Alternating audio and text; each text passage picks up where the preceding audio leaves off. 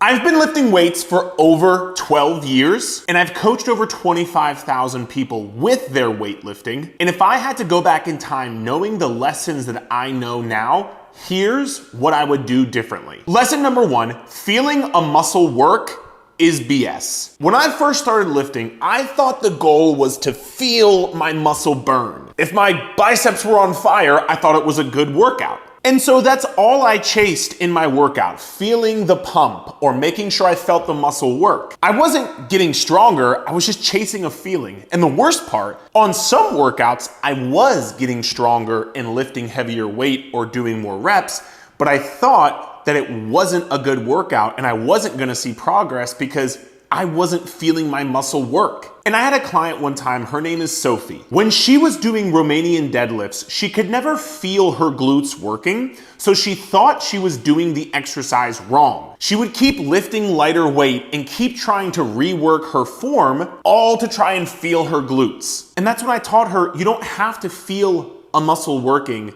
for the muscle to work. When you're doing a Romanian deadlift, your glutes have to work to get you to the bottom and help you stand back up, whether you feel them or not. And once she understood that, she was able to add more weight over the course of the weeks, and she was able to grow her glutes even if she didn't feel them working. Feeling a muscle work isn't the main driver of building muscle. What actually builds muscle is you going close to failure in your exercises. So you really need to push yourself in the sets that you're doing, and you need to try to either lift more weight week over week or do more reps week over week. From you doing that, you might feel a burn in your muscle, but that would be a byproduct of you lifting close to failure and getting stronger. It's not something that you need to shoot for and have a goal to make sure it happens every exercise. Take this backpack as an example. Muscle growth comes from measurable increases. So if you put one book in this backpack and the next week you put another book in the backpack, there is a measurable increase and you will know this is heavier. Whether you feel your shoulders burning when you wear it or not, you know the backpack is heavier. And that's what matters for muscle growth. And by the way, if you want a workout program to follow, click the link in the description of this video. And here's the next big mistake I made. I thought, well, if I should be pushing close to failure, then pushing to failure every set is gonna get me more progress. But that actually backfired. Lesson two, training to failure every set backfires. I used to push myself in my workouts until I couldn't do another rep on every set that I did. Because I thought, well, if I pushed harder, my body had to respond more. But what actually ended up happening was injuries started to pile up. I felt exhausted, run down, and I wasn't getting stronger or building muscle. And one of my clients, Victor, was the same way. Every workout, every exercise he did, this guy pushed himself to absolute failure. And after the first set, he felt okay, but going into the second set and the third set he would do, he wasn't able to keep up the intensity over the course of an entire workout. And not to mention after the workouts, later in the week and over the course of the upcoming weeks, he wasn't able to progressively overload and lift heavier or do more reps because his body wasn't recovering from the amount of stress that he was placing on it. And so what we did was, instead of going to failure every set, we went 1 to 3 reps shy of failure in every set. So get done your set of 10 reps and say, you maybe could have done 1 or 2 or 3 more reps max. Because this way, you will still put enough stress on your body to build muscle. You'll be able to recover from that, and you'll be able to lift heavier weight week over week. Think of it like your phone battery. If you run it all the way down to 0% every single time, the battery wears out faster. But if you plug it in when it's at 20%, the battery lasts longer and it's able to charge quicker. Your muscles are the same way. Don't run them to 0 every single set. Stop with a little bit left in the tank. You'll have more power for the next set, more power for the rest of your workout, and you'll still get the same stimulus without the negative recovery side effects and injury side effects. And if that surprises you, the next lesson will surprise you even more. Lesson number 3, cardio actually helps build muscle. When I first started lifting, I thought cardio was the enemy. I believe if I did too much, or I ran, or I walked too much, that my muscles would shrink. So I skipped it, and I told myself I'd save the energy and calorie burn for lifting. Big mistake, because all that made me did was feel tired, out of breath, and I missed out on potential muscle gains, and let me explain why. Once I started to add in a little bit of cardio, which I'll talk about in a second, I noticed that I actually had more endurance in my workout. So let's say I was doing 5 exercises on leg day.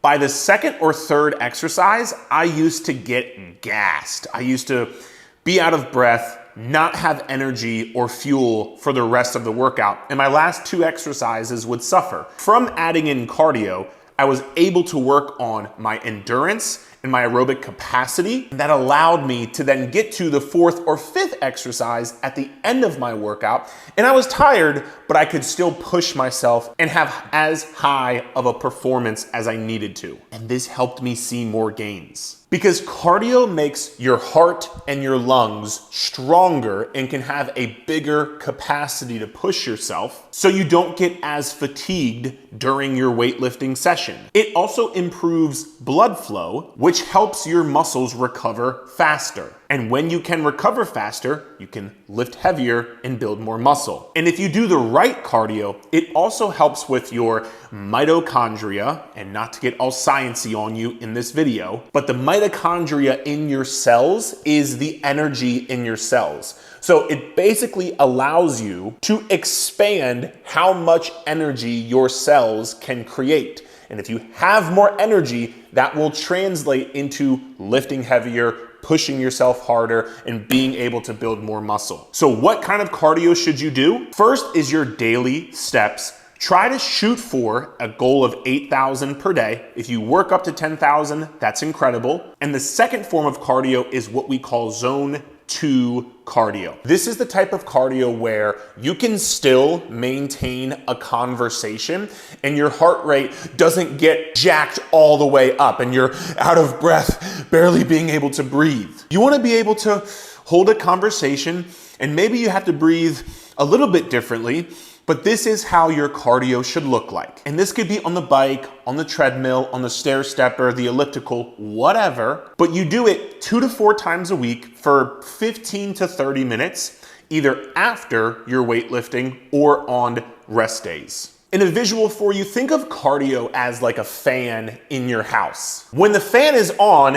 and clean and working well, air flows better throughout the room, into every room. Cardio is the same way. It keeps blood moving into your muscles so they can perform better. But if you never run the fan or clean the fan, everything's gonna feel stale and gross. The same thing happens to your body without cardio. And speaking of things that make a bigger difference than most people think, the next one is gonna hurt some feelings, because no powder, no supplement, not even creatine can beat this. Lesson 4, more sleep, deep sleep, is better than creatine or any supplement. When I first started lifting weights, I spent way too much money on supplements. Pre-workout, BCAAs, fat burners, creatine, everything. And I'm not saying that those things can't be helpful, but supplements should be supplementing an already good diet, workout, and lifestyle routine. I was getting 5 or 6 hours of sleep, and I thought taking creatine was gonna help me build muscle. I was a fool.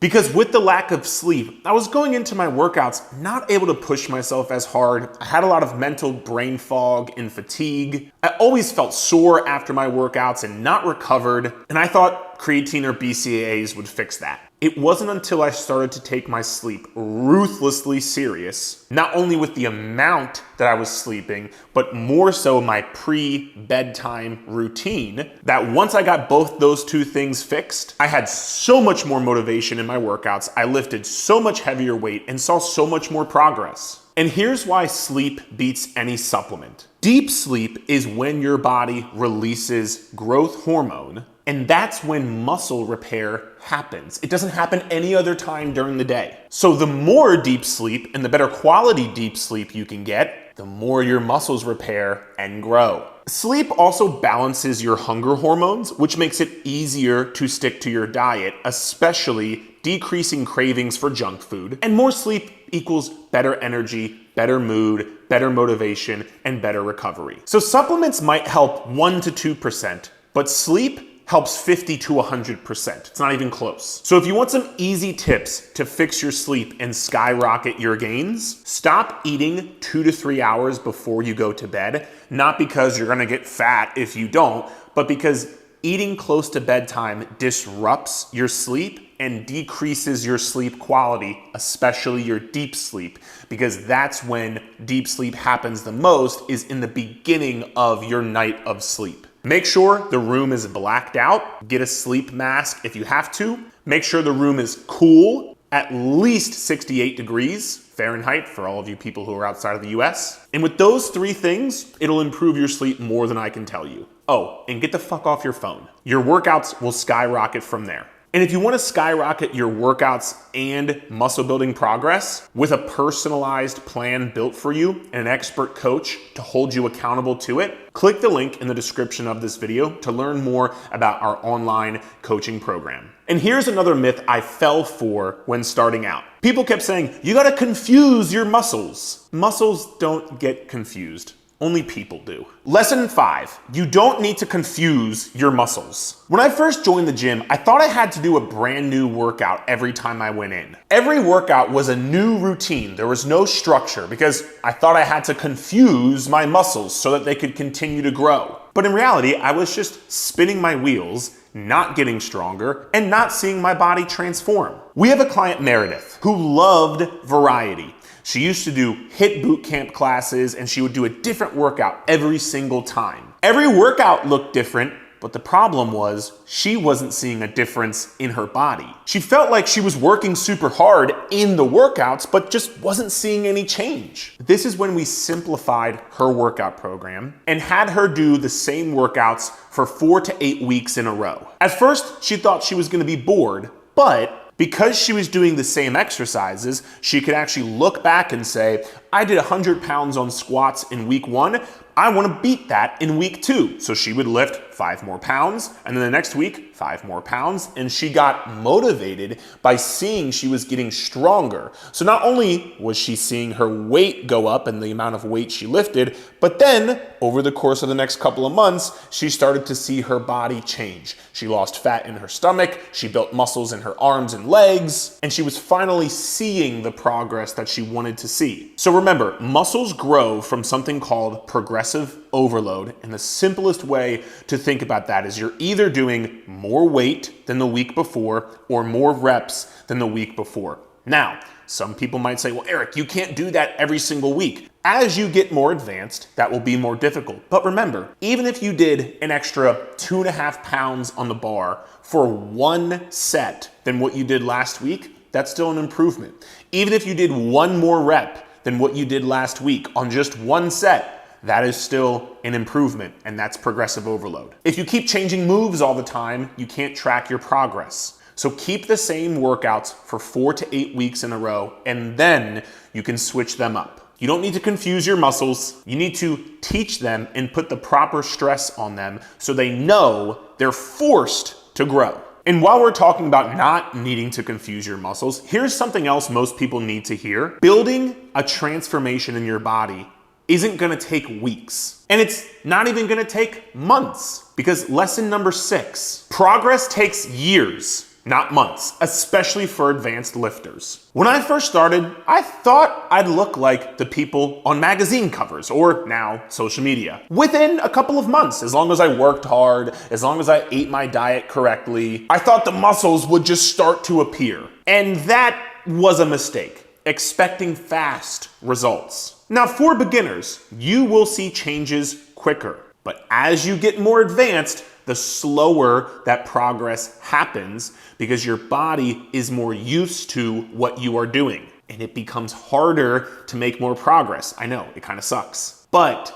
that is normal. One of my clients, Ryan, had been lifting weight for years before he started working with me. He was kind of frustrated though because he wasn't seeing his body change much anymore. And it was harder for him to add more weight or do more reps in his workouts. And that's where I had to explain to him, the more advanced you get, the more these small wins are actually huge wins that will add up to the changes that we want to see. And over the next year working with me, he added about 50 pounds to his bench press, lost fat, and was able to build more muscle definition, which may not seem like a ton, but for somebody who's already been lifting for a while, that is incredible progress. So if you're a beginner, just be thankful that you're gonna see progress quicker in the beginning, and you can expect that. But you also need to expect, as you get to the more intermediate level, the gains start to slow down. They'll still be consistent, but not like what they were before. And as you get to the advanced stage, gains are measured in years, not weeks. But the lesson is, don't quit when things slow down. That's why you're doing this for the long game. And while we're talking about long-term progress, here's a myth that never seems to die. You've probably heard people just say they just want to tone up, but the truth is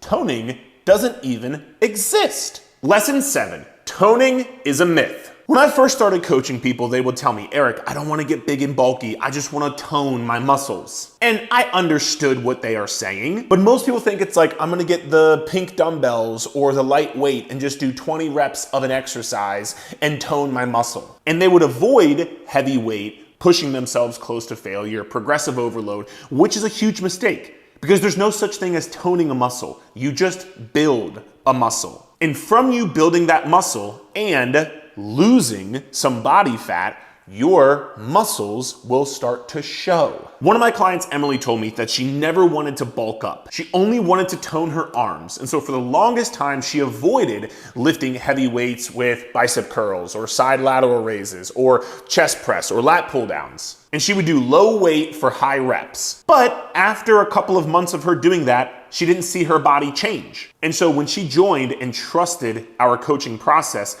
we started her on a proper strength training program, telling her exactly what exercises to do, how much weight she should lift, how many reps to do, everything. And now she was lifting heavier, pushing herself closer to failure, and started to see the definition in her arms. And people started to be like, Emily, oh my God, you look so toned. The reality, she just actually started to build muscle. Muscles don't change in shape. They either grow or shrink. That toned look comes from more muscle mass and less body fat. Lifting weights for a burn, like we talked about earlier, won't magically shape or tone your muscles. Heavy, progressive overload lifting will build your muscle, and your nutrition will take care of your fat loss. And if you need a free calorie calculator to show you exactly how many calories you should be eating per day, click the link in the description of this video. So now you know that toning is actually building muscle and losing fat. Here's the part nobody wants to hear. The way you grow isn't by just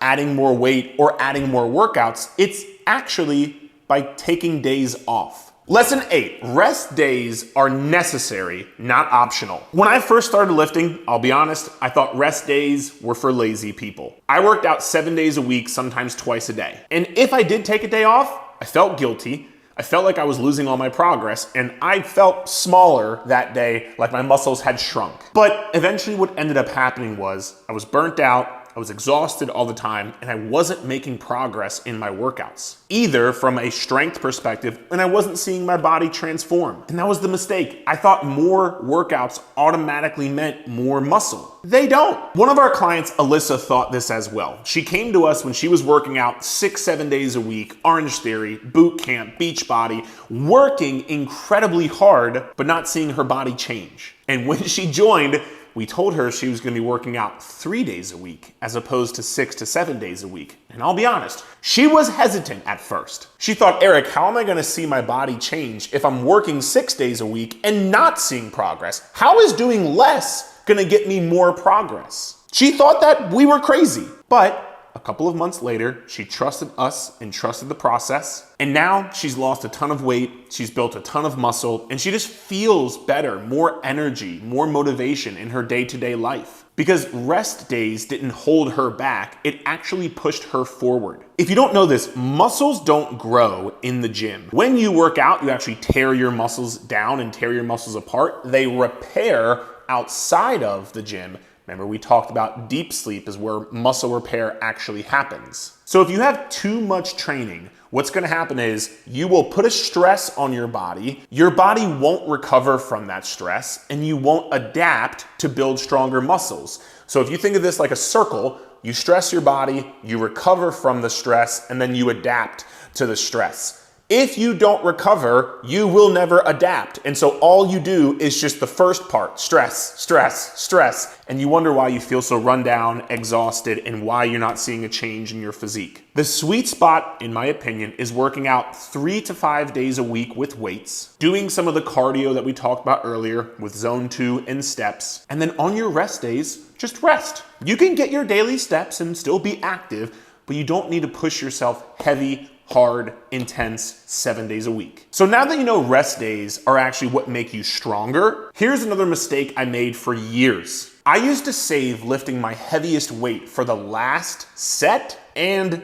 that held me back. Lesson 9, start with your heaviest weight first, not last. When I was new, I thought I had to build up to the heavy weight in my sets. I would do 3 or 4 lightweight sets first to kind of not really push myself, but they also weren't easy. I was kind of just going medium intensity. And then I thought on the last set, okay, that's when I pushed myself as hard as I could. But by the time I got to my last set, I wasn't fully fatigued because I really hadn't pushed myself as hard as I could in the previous sets, but I also wasn't fully fresh. And so I was trying to go into that last set, lifting the heaviest weight that I could, but I was already fatigued. It was not setting myself up for success. So here's what I did to change it that has worked really well. If my workout program calls for 3 sets, I think of that, and I teach all of my clients that, 3 sets are 3 hard